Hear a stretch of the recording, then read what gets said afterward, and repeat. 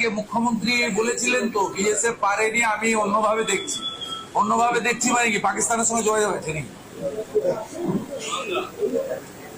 শুনুন, এটা clear message, অনেক আগে থেকেই বিএসএফ ওনার বাড়িতে গিয়ে বলে এসেছিল আমাদের অপারেশন সিঁদুর না হলে আগেই চলে আসবে, এবং উনি হেলদি ছিলেন।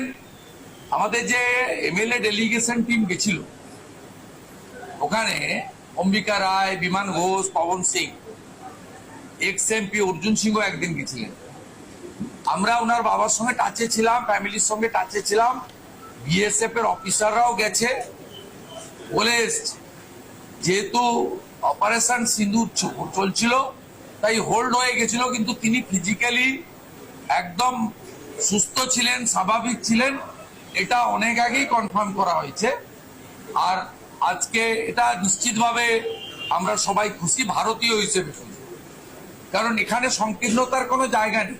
এটা রিসেড়ার ইস্যু, হুগলির ইস্যু বা পশ্চিমবঙ্গের ইস্যু নয়।